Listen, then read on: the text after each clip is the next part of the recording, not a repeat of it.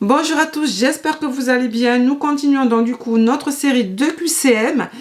Comme d'habitude, papier, stylo, on s'abonne et c'est parti.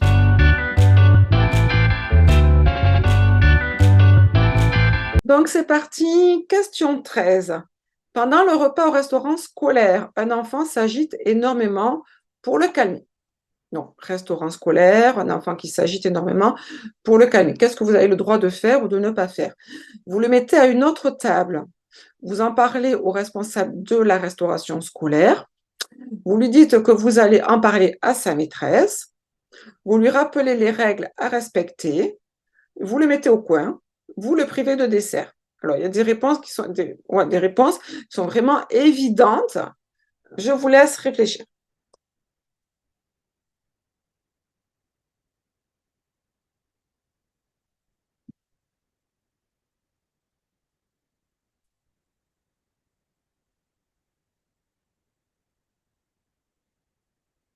Alors, vous le mettez à une autre table. Est-ce qu'on a le droit de le mettre à une autre table? On ne vous dit pas vous le mettez au coin, vous le punissez, on le met à une autre table. Ben oui, tout à fait, parce qu'il peut être justement très agité, hein. Voilà, l'enfant s'agite énormément. Voilà, il s'agite, il est très agité. Peut-être parce qu'il y a un copain à côté, donc on peut tout à fait le mettre à une autre table sans le priver justement de manger. Donc bien évidemment que là, oui, tout à fait. Vous voyez, il y aurait eu, on le met à une autre table, on le prive de manger, on l'isole. Là, non, mais on le met à une autre table, oui. Vous en parlez au responsable de la restauration scolaire. Vous pouvez tout à fait. Rien ne vous empêche d'en parler au responsable de la restauration scolaire, puisque c'est votre supérieur hiérarchique, et peut-être que lui, justement, trouvera également une solution. Ou voilà, donc oui, tout à fait.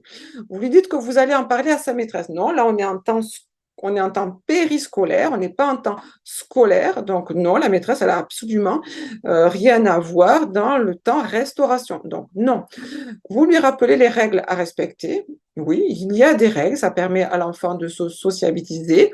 Donc, tout à fait, c'est votre rôle, notamment c'est votre rôle éducatif, d'accompagner l'enfant en le menant vers l'autonomie, en lui rappelant les règles. C'est tout à fait votre rôle. Vous le mettez au coin, je vous ai dit non, ça c'est pas possible, et vous le privez de dessert encore moins, hein, d'accord? Donc là, on avait la A, la B et la D. Donc, un point si vous avez mis les trois bonnes réponses, ben sinon, zéro. Un enfant s'est isolé dans la classe et ne fait aucune activité. Vous en profitez pour vous occuper des enfants plus turbulents. Vous trouvez cet enfant très agréable et le laissez tranquille. Vous le sollicitez pour qu'il participe aux activités. Cette situation vous interpelle et vous en parlez à l'enseignant. Je vous laisse réfléchir.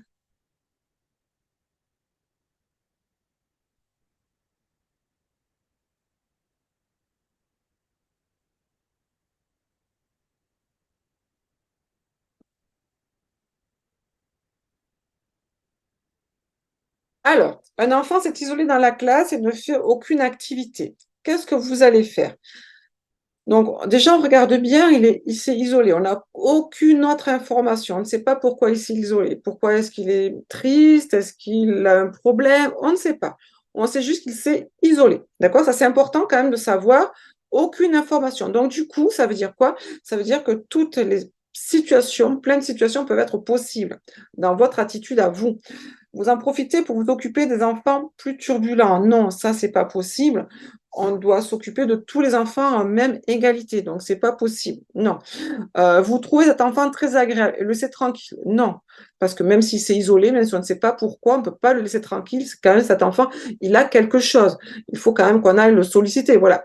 Donc, vous le sollicitez pour qu'il participe aux activités. Ben oui, puisqu'on est en train de faire des activités, bien évidemment que vous allez le solliciter, pas forcément l'obliger, on a sollicité. Ça veut dire quoi solliciter? Ça veut dire lui demander, viens, viens, on va faire les activités. Voilà. On l'interpelle, on lui montre qu'on est présent, on lui montre qu'on s'est aperçu qu'il y avait un problème, qu'il allait mal, et ainsi de suite. Donc, on va vers lui, on l'encourage à venir participer aux activités. Voilà. Donc, solliciter, c'est ça, c'est encourager, proposer, hein, c'est pas imposer. Cette situation vous interpelle et vous en parlez à l'enseignante, bien évidemment, aussi, tout à fait. Parce que s'il s'est isolé, c'est ce que je vous ai dit, c'est qu'il y a peut-être quelque chose. Un enfant ne s'isole pas comme ça pour le plaisir. Donc, bien évidemment, comme on en parle à l'enseignant, pourquoi s'est isolé et ne fait aucune activité? On n'a pas d'indication sur en quel temps on est, mais il fait aucune activité, donc on doit être forcément en temps scolaire. 15. Pour nettoyer le genou légèrement écorché d'un enfant, vous pouvez légèrement, sans gravité, écorché, donc l'enfant il saigne peut-être. Vous pouvez, hein, c'est pas vous devez, c'est vous pouvez. On regarde bien, bien comme il faut chaque mot. Nettoyer avec de l'eau et du savon de Marseille. Désinfecter avec de la bétadine. Mettre des gants avant de soigner. Tamponner avec une gaze. Humidifier déosine rouge. Je vous laisse réfléchir.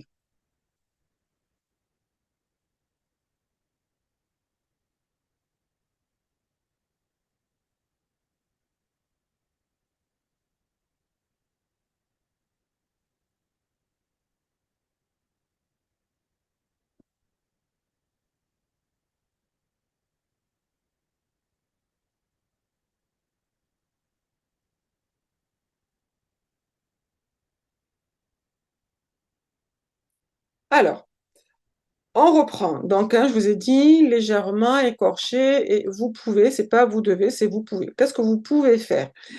Nettoyer avec de l'eau et du savon de Marseille. Alors, savon, voilà.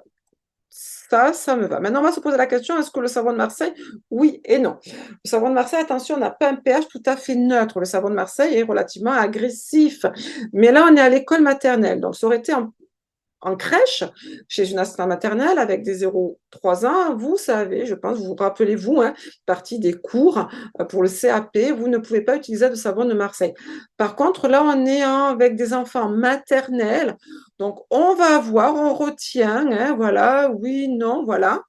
Euh, Aucune contre-indication, en tout cas, hein, d'ailleurs, ça fait partie, hein, le savon de Marseille, le savon, voilà, fait partie effectivement des produits que l'école a, donc aucune contre-indication. Désinfecter avec de la bétadine? Non, on n'a pas du tout de bétadine dans l'armoire à pharmacie. Non, pas du tout. Mettre des gants avant de soigner? Tout à fait. Oui, ça c'est ce qu'on a dans l'armoire à pharmacie. On a des gants et notamment il y a une écorchure. Hein, donc, pour vous protéger à vous, risque bactériologique pour vous, vous allez effectivement mettre des gants. C'est parti d'un protocole obligatoire. Tamponner. Tamponner, ça me va très bien avec une gaz humidifiée d'éosine rouge. Attention, l'éosine, non, strictement interdit. Donc là, on a le A et le C, même si je sais qu'il y a certains candidats qui, à cause du mot Marseille, parce qu'on a un pH un petit peu plus agressif, si vous voulez. Mais attention, rappelez-vous, là, on est en école, donc il n'y a pas de souci. Donc A et C. Question 16. Le projet d'accueil individualisé PAI est nécessaire pour accueillir à l'école des enfants atteints d'un handicap. Permet aux enfants de prendre leur traitement médical à l'école. Permet d'adapter les prises alimentaires pour les enfants allergiques. Pareil, je vous laisse réfléchir. Rappelez-vous, c'est du cours.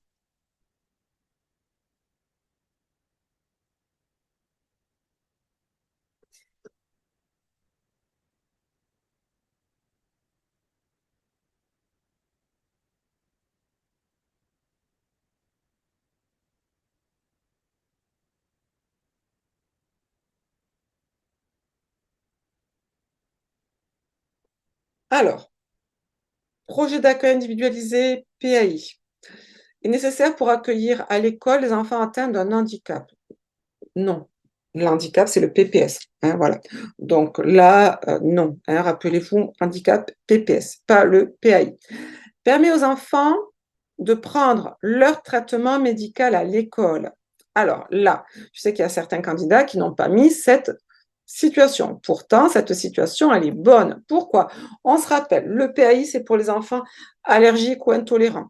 C'est également pour les enfants qui ont une maladie chronique ou une maladie de longue durée. Maladie de longue durée. Donc, dans une maladie chronique ou dans une maladie de longue durée, on peut effectivement avoir un traitement médical. Et donc, ce PAI permet justement à cet enfant de pouvoir prendre leur traitement médical. Donc, oui, bien sûr. Permet d'adapter les prises alimentaires pour les enfants allergiques, bien sûr. Hein, permet d'adapter les repas, ce que l'enfant peut manger ou ne pas manger. Donc, tout à fait, c'est le B et le C. Donc, si c'est bon, 2 points.